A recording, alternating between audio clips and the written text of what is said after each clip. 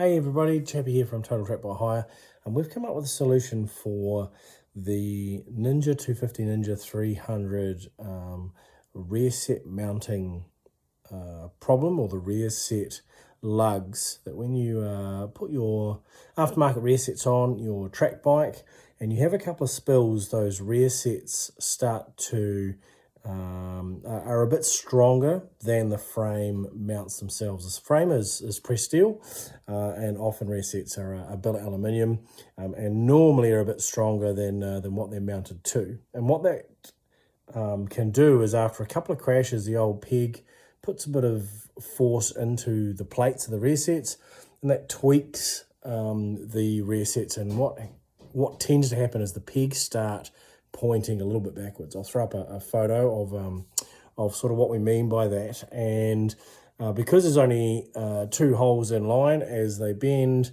a certain way, you can straighten them to a degree, but after a couple of attempts of straightening those threads out, you're really starting to run out of sort of options there. So what we came up with was a CNC'd steel plate that is mimicking the Vortex reset pattern that you would normally buy and bolt to each side of the motorcycle.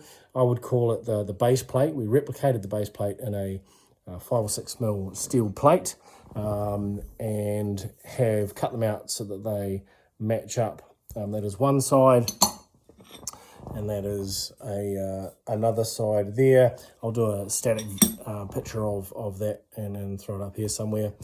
So you can see that with a set of these, you can do one or two things. What we opted to do was to strip that area of the frame with a wire brush, and then bolt the plate in place. You can then obviously make the plate as straight and the area where the frame is as straight as you desire. And then we had it professionally welded. So that plate was then welded to the frame. I'll throw some photos up. You weld that plate to the frame, and then you have a much larger and stronger area to mount things to. So you can either do away with the base plate of a rear set completely and just use these plates and bolt your top plate, if you would call it that, to that. And you could drill your own custom holes. You could either thread them or drill and put a nut over the back of them as well. And then use your Vortex or a similar style rear sets bolting to those plates. We elected to actually bolt the plate, the existing plate, over top, thus making it a super butty base plate, super duper base plate, if you will. And it also allows us to still have the adjustability, being able to move the top plate on the base plate, which has multiple holes and tapped holes.